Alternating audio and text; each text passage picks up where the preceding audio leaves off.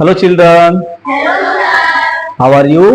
Yeah, I am. I am fine too. हम लोग आज टेंस के बारे में पढ़ेंगे, शुरुआत कर रहे हैं। टेंस होता है तीन प्रकार का। पहला है प्रेजेंट टेंस, दूसरा है पास्ट टेंस और तीसरा है फ्यूचर। ठीक है। प्रेजेंट टेंस को हम वर्तमान काल बोलते हैं। ठीक है। पास्ट टेंस को भूतकाल और फ्यूचर टेंस मतलब भविष्य का। ठीक है। अब ये जो प्रेजेंट टेंस होता है इसको फिर चार भाग में बांटा गया है। यहां पर मैं पी लिखा हूं ना, ये शॉर्टकट है ना। ये पी मतलब क्या हो गया? प्रेजेंट हो गया। Present continuous tense, present perfect tense और प्रेजेंट परफेक्ट कंटिन्यूअस टेंस। इस तरह से प्रेजेंट टेंस जो है चार भाग में बटा है। ठीक है। तो प्रेजेंट इंडेफिनिट टेंस का मतलब क्या होगा? सामान्य वर्तमान काल। ठीक है। सामान्य साधारण सिंपल टेंस, इसको सिंपल टेंस भी बोलेंगे इस चीज को। ठीक है भाई। तो उसी तरह से पास्ट टेंस भी चार प्रकार का होता है। यही होगा, यही चार प्रकार। ये प्रेजेंट लिखा है तो वहां पर जैसे हम करेंगे तो वो पास्ट हो जाएगा। Past indefinite tense, past continuous tense, past perfect tense, past perfect continuous tense. ठीक है। उसी तरह से फ्यूचर टेंस भी चार प्रकार का होगा। फ्यूचर टेंस में भी वैसी होगा, चार प्रकार। तो इस तरह से देखा जाए ना तो टोटल कितना टेंस हो गया? प्रेजेंट टेंस चार प्रकार, पास्ट टेंस चार प्रकार और फ्यूचर टेंस भी चार प्रकार। तो कितना हो गया? 12 प्रकार का। तो हम इसको 12 खंड में पढ़ेंगे, धीरे धीरे स्टेप बाय स्टेप, एक एक करके।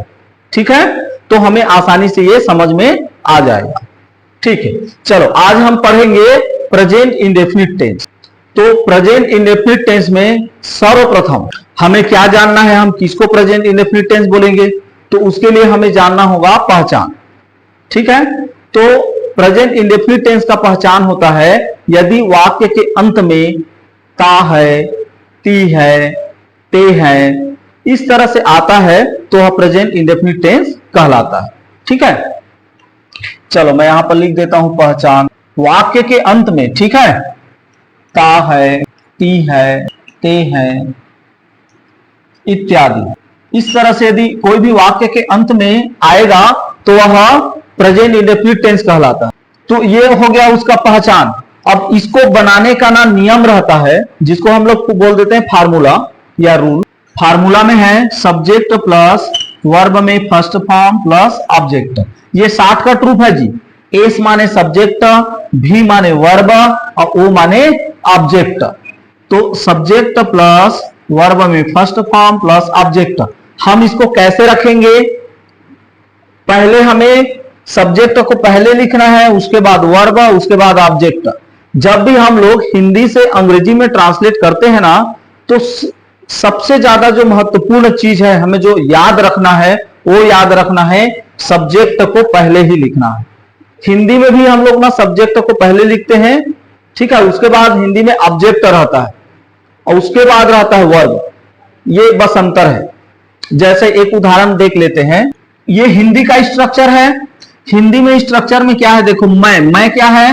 करता है, मतलब यही सब्जेक्ट है। और यहां खाना, खाता हूं, ये खाने का जो काम कर रहा है ये वाला है, खाता हूं, ये वर्ब है। ठीक है। तो ये वर्ब आ गया। देखो अब ये वाला जो खाना, ये भोजन है, तो भोजन ये आता है बीच में। ये subject plus object plus verb, ये हिंदी का स्ट्रक्चर है। तो अंग्रेजी में क्या हो जाएगा? ये वर्ब को हम उठा के यहां डालेंगे और ये ऑब्जेक्ट को यहां, बस ये चेंज होता है। सब्जेक्ट चेंज नहीं होता, सब्जेक्ट जहां है वहीं रहेगा। तो चलो हम इसके हिसाब से इसको बनाएंगे। तो मैं का हो जाता है अंग्रेजी में आई। उसके बाद में वर्ब ढूंढेंगे तो वर्ब ये है, इसको बोलते हैं ईट। ईट माने खाना, तो यहां पर हो जाएगा ईट, आई ईट। और ये खाना भोजन वाला है, ये तो भोजन को क्या बोलते हैं? फूड। तो ये हो जाएगा फूड। इस तरह से इसका ट्रांसलेट हो जाएगा आई ईट फूड। सेकेंड एग्जाम्पल देख लेते हैं। वह गांव जाता है। तो वह क्या हो जाएगा, ही। जाना, जाना को क्या बोलते हैं, गो।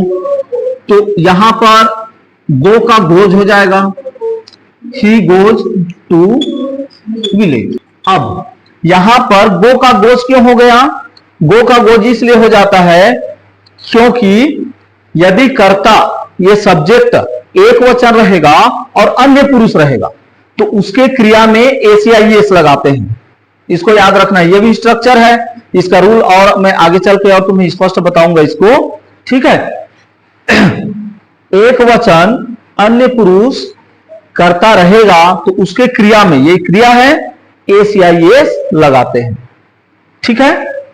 चलो 2 हो गया, तीसरा देखते हैं, एक उदाहरण और, ठीक है। हम बाजार जाते हैं तो हम का हो जाता है वी, जाना को क्या बोलेंगे, गो।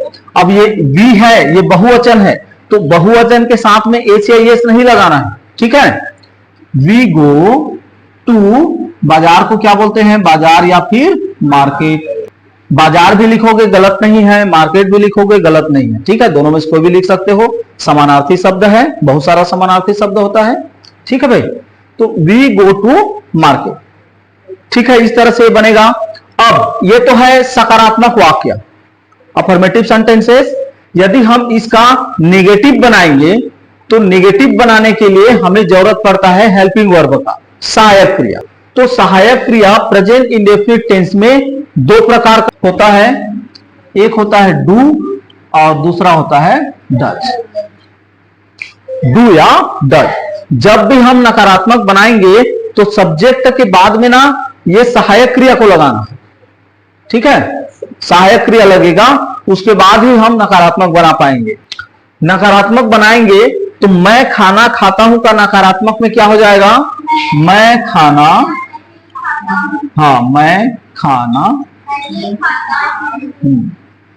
नहीं खाता हूं, मैं खाना नहीं खाता हूं, तो ये हो जाएगा आई। अब समस्या ये है, यहां पर मैं यहां पर बोला हूं कि 2 ठो सहायक क्रिया लगता है, डू या डज। तो डू किसके साथ में लगेगा और डज किसके साथ में लगेगा, ठीक है। तो इसका एक बढ़िया सरल तरीका है, जहां हम एक वचन अन्य पुरुष कर्ता के साथ में एसीआईएस लगाते हैं नहीं, तो उसी तरह से यहां पर भी एक वचन अन्य पुरुष कर्ता होगा तब हम लगाएंगे डज सहायक क्रिया, या फिर सभी में क्या लगेगा, डू सहायक क्रिया। तो ये आई है, एक वचन है, लेकिन यह अन्य पुरुष नहीं है, इसलिए इसके क्रिया के साथ में डू लगेगा, ठीक है। तो ये हो जाएगा आई डू। अब नहीं के लिए क्या लगाना है, not. I do not eat food, ये हो गया ट्रांसलेट, ठीक है। मैं खाना नहीं खाता हूं, I do not eat food. दूसरा, वह गांव जाता है, तो उसका नकारात्मक क्या हो जाएगा, वह गांव नहीं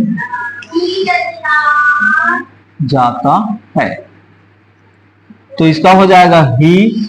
अब ये देखो, ये एक वचन है और अन्य पुरुष है, इसलिए यहां पर डज लगेगा। He does not go to village, village, village, ये इस तरह से हो गया। इसका भी हो जाएगा, हम बाजार जाते हैं, तो हम बाजार नहीं जाते हैं, तो क्या हो जाएगा, we do not go to market. अब हम इसका देखते हैं प्रश्नवाचक, ये तो नकारात्मक हो गया, इसी तरह से इसका प्रश्नवाचक भी होगा। हाँ, प्रश्नवाचक में देखो हम इसे किस तरह से बनाएंगे। प्रश्नवाचक में जो हेल्पिंग वर्ब है उसको हम पहले लिखते हैं। प्रश्नवाचक में क्या करेंगे, हेल्पिंग वर्ब को पहले लिखेंगे।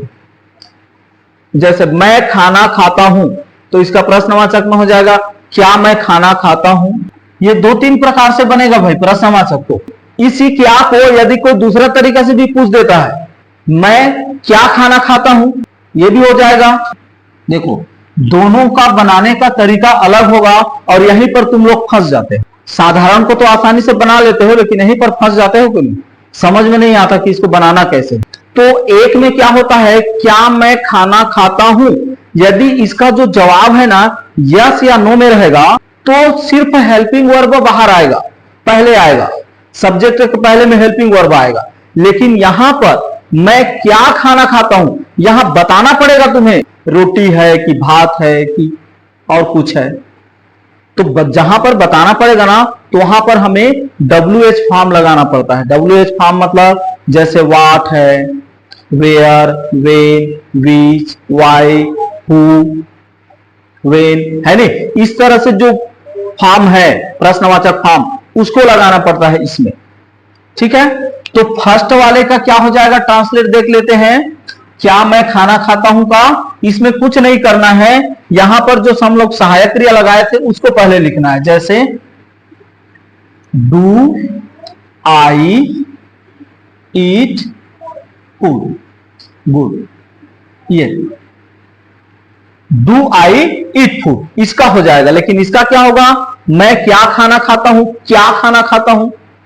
तो यहां पर बताना है कि वो क्या खाना है वो क्या है, तो इसलिए यहां पर WH फॉर्म लगाना पड़ेगा। और क्या के लिए अंग्रेजी में क्या होता है, व्हाट। वेरी गुड, तो व्हाट यहां पर लगाना पड़ेगा, व्हाट। उसके बाद में ये जस का तस रहेगा, जैसा है वैसे ही रहेगा। ठीक है, व्हाट डू, हाँ। तो इसी तरह से जितना भी है वो प्रश्नवाचक बनेगा।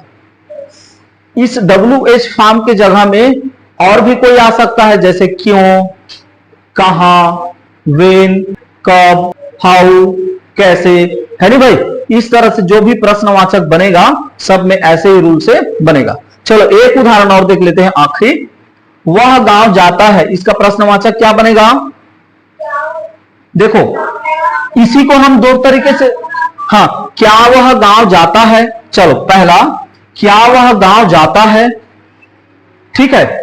उधर मैं मिटाता हूं आगे, थोड़ा समझने में आसानी होगा। हाँ, क्या वह गांव जाता है, तो इसमें क्या होगा, सिंपल जो हमारा सहायक क्रिया है वो पहले आएगी। इसमें सहायक क्रिया क्या लगेगा, वह के साथ में डज, तो डज को पहले लिखेंगे, does he go to village, ये ऐसे बन गया। अब इसको हम दूसरे तरीके से और कैसे पूछ सकते हैं जी प्रश्नवाचक में, वह कहां जाता है, वह कहां जाता है, वह कहां जाता है। तो इसके लिए क्या हो जाएगा, कहां का WH फॉर्म में क्या होता है, अंग्रेजी में क्या होगा कहां का, वेयर। वेरी गुड, तो यहां पर पहले ना वेयर को लिखना पड़ेगा, वेयर के बाद में यहां पर जो बना है ना सेंटेंस, सेम टू सेम रहेगा। ठीक है, वेयर के बाद में फिर ये सहायक क्रिया, where does he go to village, ये ठीक है। इस तरह से ये बनेगा। ओके, तो आज के लिए बस इतना ही। That's all, thank you.